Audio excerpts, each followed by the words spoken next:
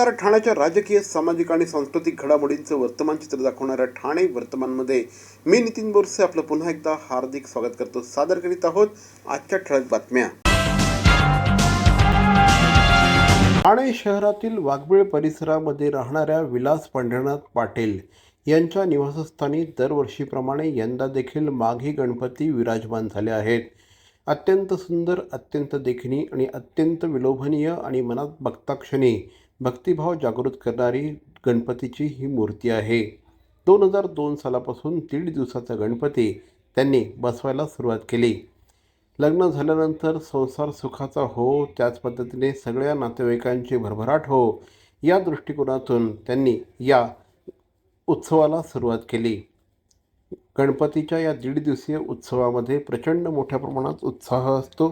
मोठ्या संख्येने नातेवाईक, मित्रमंडळी, भाविक दर्शनाला येतात आणि त्या माध्यमातून घरामध्ये एक अत्यंत सकारात्मक ऊर्जा निर्माण होते, असं श्री विलास पाटील सांगतात. गणपती बाप्पाकडे आपण प्रार्थना करतो की सगळ्यांना सुखात, समाधानात आणि आनंदात ठेव, अशा प्रकारची मागणी श्री विलास पाटील यांनी केली. नमस्कार, मी विलास पाटील, वाघबीळ गाव. आमचं गणपती बोलला तर तसं नवसाचंच आहे. आमचं 2000 लग्न झालं, त्यानंतर मी देवाचं बोललेलो का यापुढील संसार सुखाचा होऊ दे. त्यानंतर आमचं घरदार, मुलं बालं आणि संसार सुद्धा सुखाने चाललेला आहे. आणि तेव्हापासून आम्ही 1.5 दिवसाची मूर्ती बसवतो आणि पाहुणे मंडळी वगैरे येते. त्याची मुलं भरपूर एखाद्या सणासारखं वाटते आणि आनंद होऊन जाते सर्वांना. देखावा आणि मूर्तीबद्दल काय सांगाल? देखावा आम्ही तसं इको फ्रेंडलीच करतो आणि मूर्ती सुद्धा आम्ही कालवारवरून आणतो. भिवंडी तिकडे मातीची भेट, त्याची मुलं तीच विरघळायला वगैरे छान असते पाण्यामध्ये. त्याची मुलं आम्ही म्हणजे आपला पारंपरिक प्रमाणे करतो. प्राच्य विद्या संस्थेच्या वतीने ठाणे शहरामध्ये कोकणातील 20 वर्ष जुनी कातळ शिल्प म्हणजे आदी मानवाच्या जीवनाचा कलात्मक आविष्कार आहे. या कातळ शिल्पांचं संशोधन आणि संवर्धन होणं ही काळाची गरज आहे. कातळ शिल्पांची माहिती लोकांपर्यंत पोहोचवण्याच्या उद्देशाने प्राच्य विद्या अभ्यास संस्था, जोशी बेडेकर महाविद्यालय आणि बेडेकर हॉस्पिटल यांच्या संयुक्त विद्यमाने एका प्रदर्शनाचं आयोजन करण्यात आलं आहे. कातळ शिल्पांचं हे प्रदर्शन 21 ते 26 जानेवारी या कालावधीमध्ये सकाळी 11 ते सायंकाळी 5 वाजेपर्यंत जोशी बेडेकर महाविद्यालयाच्या प्रांगणात सगळ्यांसाठी खुलं ठेवण्यात आलं आहे. जास्तीत जास्त नागरिकांनी याला भेट द्यावी, असं आवाहन श्री विजय बेडेकर यांनी केलं आहे. प्राच्यविद्या अभ्यास संस्था, जोशी बेडेकर कॉलेज आणि डॉक्टर बेडेकर हॉस्पिटल या तिघांनी मिळून कोकणातले कातळ शिल्प हे असं आपण प्रदर्शन इथे भरवलेलं आहे. आणखीन हेतू असा होता की कातळ शिल्प म्हणजे कोकणामधले कातळावर असलेली जी शिल्प आहेत, म्हणून आर्टवर्क आणखीन त्यावेळेला म्हणजे 30,000-40,000 वर्षापूर्वी मानवाने निर्माण केलेली एक कला आहे. ते कला लहान कॉलेजच्या मुलांपर्यंत पोचावी, त्यांच्या बाबतीत उत्सुकता निर्माण व्हावी, हा त्याच्या मागचा हेतू होता. म्हणून सदाशिव कुलकर्णी नावाचे जे सिनियर आर्टिस्ट आहेत, आम्ही त्यांची मदत घेतली.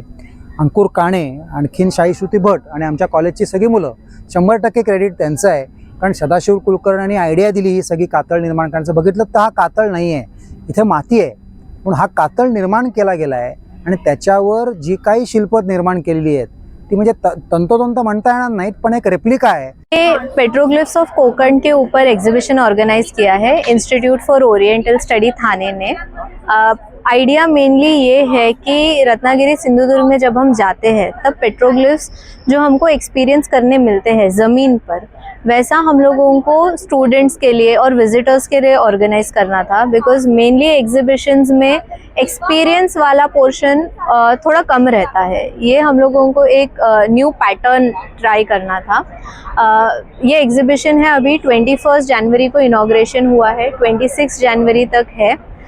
स्कूल के स्टूडेंट्स है या दूसरे विजिटर्स है, सबको इन्विटेशन है, वो प्लीज़ आइए.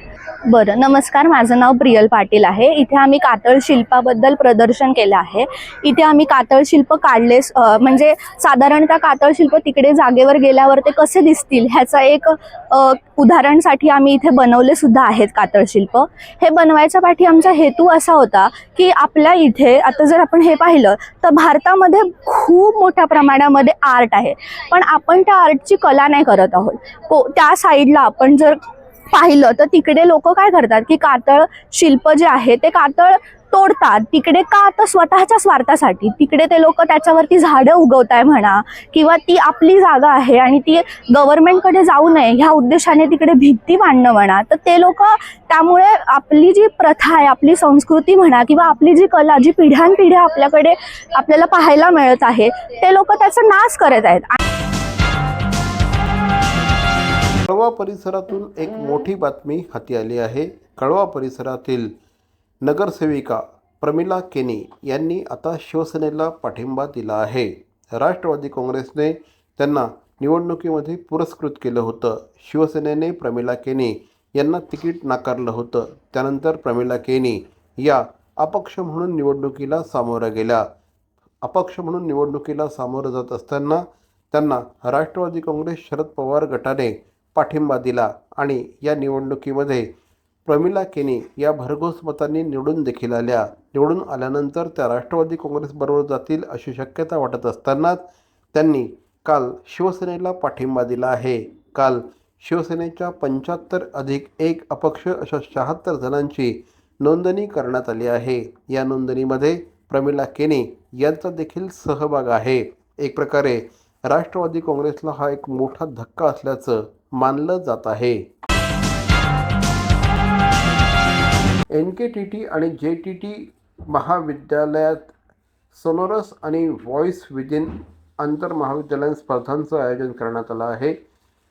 शेट TJ एज्युकेशन सोसायटीच्या शेट NKTT महाविद्यालय आणि शेट JTT कला महाविद्यालयात 23 आणि 24 जानेवारी 2026 रोजी सोनोरस आणि व्हॉइस विदिन या आंतरमहाविद्यालयीन स्पर्धांचं यशस्वी आयोजन करण्यात आलं आहे. ही स्पर्धा महाविद्यालयाचे प्राचार्य डॉक्टर दिलीप पाटील यांच्या मार्गदर्शनाखाली तसंच उपप्राचार्य डॉक्टर मनोशी बागची, IQAC समन्वयक डॉक्टर हिमांशी मानसुकने यांच्या नेतृत्वाखाली संपन्न झाली. या स्पर्धेमध्ये 40हून अधिक विविध स्पर्धांचा समावेश आहे. ठाणे मुंबई विभागातील 30 महाविद्यालयामधून 500पेक्षा जास्त विद्यार्थी यात सहभागी झाले आहेत. कार्यक्रमाला सोमय्या महाविद्यालयाचे माजी प्राचार्य आणि सुप्रसिद्ध लेखक डॉक्टर नरेंद्र पाठक हे प्रमुख अतिथी म्हणून उपस्थित होते. आज शेट NKT कॉलेज मध्ये कला महोत्सवसाठी मी आलो होतो आणि हा कला महोत्सव हा विद्यार्थ्यांना प्रेरणा देणारा आहे. कॉलेजची मॅनेजमेंट, प्राचार्य, सगळे सहकारी शिक्षक यांनी विद्यार्थ्यांकडून खूप चांगल्या पद्धतीने तयारी करून घेतलेली आहे. कला महोत्सवाच्या प्रारंभीला खालच्या मैदानामध्ये विद्यार्थ्यांनी फ्लॅश शो केला. खूप चांगल्या प्रकारची ऊर्जा विद्यार्थ्यांच्यामध्ये बघायला मिळाली आणि मला असं वाटतं की विद्यापीठामध्ये किंवा विविध महाविद्यालयांच्यामध्ये जे युवा महोत्सव होतात, जे कला महोत्सव होतात, याच्यामधून खरं तर विद्यार्थ्यांचे कला, गुण, नैपुण्य याला खूप चांगली चालना मिळते. नमस्कार, सुप्रभात. NKT महाविद्यालयाचा जो सोनोरस हा आंतरमहाविद्यालयीन कला महोत्सव आहे, आमचे शेठजी नानजीबाई खिमजीबाई ठक्कर ठाण्यावाला यांच्या प्रोत्साहनाने आणि प्रेरणेने आम्ही दरवर्षी साजर करत असतो. आणि या महोत्सवामध्ये सालाबादाप्रमाणे दरवर्षी खूप संख्येने इतर कॉलेजेसमधली विद्यार्थी जे आहेत ते विविध कॉम्पिटिशन्समध्ये भाग घेत असतात. आणि यावर्षी साधारण 20पेक्षा जास्त कॉम्पिटिशन्समध्ये 500हून अधिक विद्यार्थ्यांनी सहभाग आतापर्यंत नोंदवलेला आहे. दरवर्षीप्रमाणे ह्यावर्षीही आमच्या महाविद्यालयाने आंतरमहाविद्यालयीन महोत्सव, कला महोत्सव सोनोरस द व्हॉइस विदिन आयोजित केला आहे. ह्या वर्षी आमचा हा जो महोत्सव आहे यामध्ये टोटल 8 कॅटेगरीज आहे, जसं की management event, literary event, media event, performing art event, fine art event, IT events and general event. आणि ह्या 8 इव्हेंटमध्ये आम्ही टोटल 36 छोटे छोटे इव्हेंट्स आम्ही ऑर्गनाईज केले आहे. ह्या इव्हेंट्समध्ये आम्हाला बाहेरील भरपूर 20पेक्षा जास्त विद्यार्थ्यांनी आम्हाला प्रतिसाद दिला आणि 500हून जास्त विद्यार्थी ह्या आजच्या महोत्सवाला रजिस्टर झाले आहे.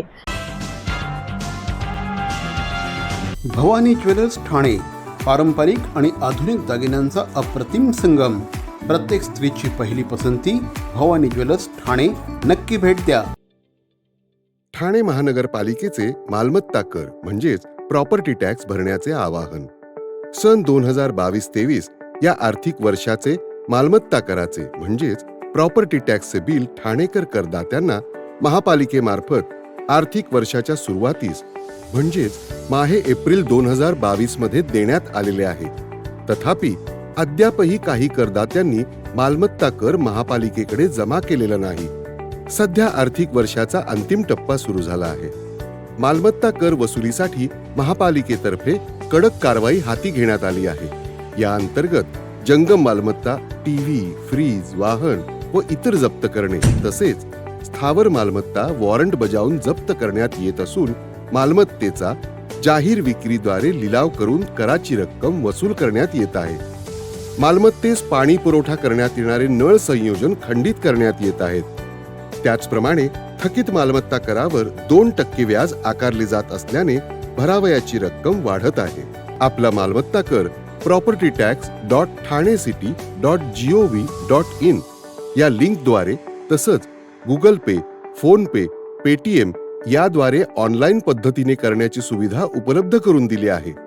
शनिवार, रविवार व सार्वजनिक सुट्टीच्या दिवशी नागरिकांना मालमत्ता कर भरणे सोयीचे व्हावे याकरता महापालिकेचे मालमत्ता कर संलग्न कार्यालय या दिवशी कार्यान्वित ठेवण्यात आलेले आहे. तरी मालमत्ता कर वसुलीची अप्रिय कारवाई टाळण्याच्या दृष्टिकोनातून मालमत्ता कर भरून महापालिकेस सहकार्य करावे. धन्यवाद. CP Goenka International School, nurturing talent at young age for scholastics, sports and performing arts in global perspective. Proud to have world toppers and country toppers in 10th standard Cambridge examinations. Ranked the best emerging school by the Times of India for personality over percentage. CP Goenka is the intelligent choice. ठाण्याचा महापौर कोण होणार या संदर्भात मोठ्या प्रमाणात चर्चा सुरू असताना दुसरीकडे आता शिवसेनेने श्री पवन कदम यांना ठाणे महानगरपालिकेच्या गटनेतेपदी नियुक्त केलं आहे. पवन कदम हे ज्येष्ठ शिवसैनिक आहेत. अनेक वर्ष नगरसेवक म्हणून देखील त्यांनी काम केलं आहे. यापूर्वी त्यांच्या पत्नी पल्लवी कदम या ठाणे महानगरपालिकेच्या उपमहापौर देखील होत्या. शिवसेनेच्या प्रत्येक कामामध्ये सक्रियपणे काम करणारे श्री पवन कदम यांच्यावर उपमुख्यमंत्री श्री एकनाथ शिंदे यांनी अत्यंत मोठी आणि महत्त्वाची जबाबदारी सोपवली आहे असं म्हटल्यास चुकीचं ठरणार नाही. ठाणे महानगरपालिकेमध्ये शिवसेनेचं संख्याबळ हे 75 आहे. 75 नगरसेवकांच्या या गटाचा गटनेता म्हणून आता श्री पवन कदम यांच्यावर जबाबदारी सोपवण्यात आली आहे. ही जबाबदारी अत्यंत महत्त्वाची, मोठी आणि मोलाची आहे.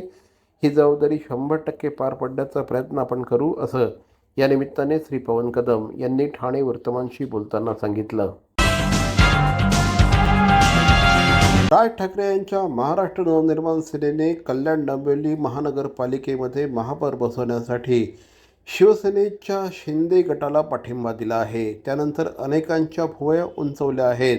आता झालेली युती, दोन भाऊ पुन्हा विभक्त होतात का याकडे सगळ्यांचं लक्ष होतं. आज बाळासाहेब ठाकरे यांच्या जन्मशताब्दी वर्षानिमित्त दोनही भाऊ पुन्हा एकदा एकत्र आले.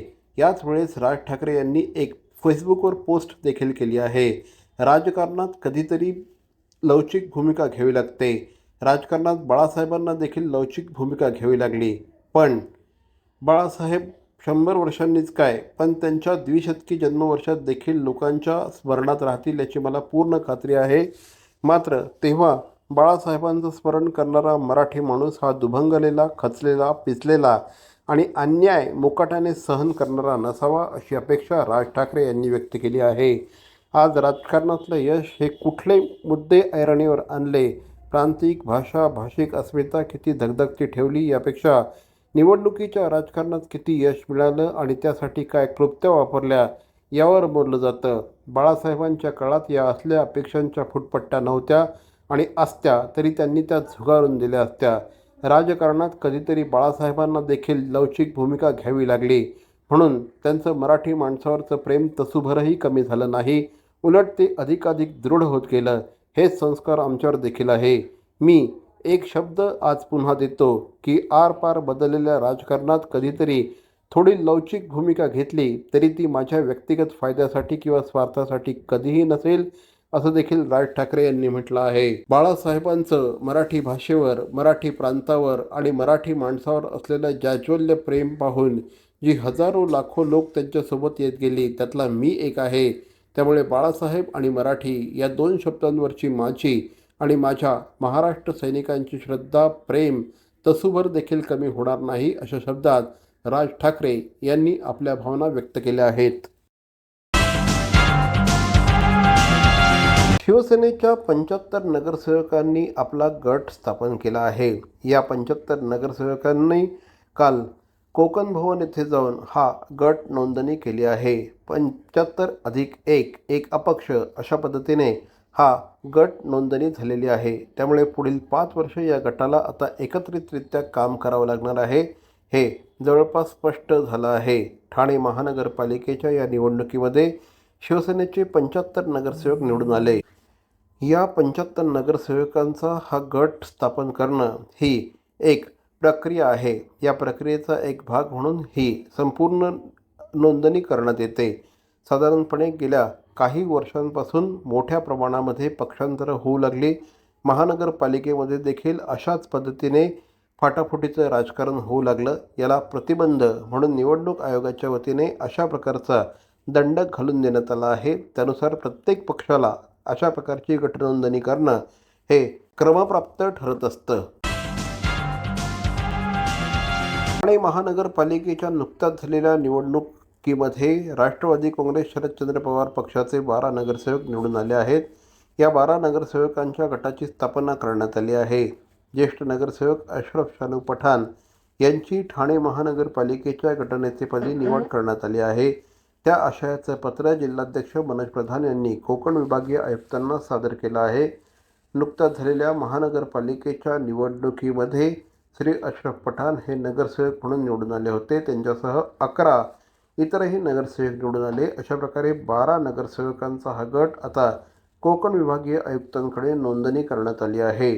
ठाणे महानगरपालिकेच्या प्रभाग क्रमांक 32मधून ते तिसऱ्यांदा नगरसेवक झाले आहेत. तर मंडळी, या होत्या आजच्या ठळक बातम्या. आजचा एपिसोड आपल्याला कसा वाटला आम्हाला जरूर कळवा. आमचा पत्ता आहे Dadoji Konde stadium, shop number 16, Khatan road, Thane पश्चिम. दूरध्वनी क्रमांक 9820939420.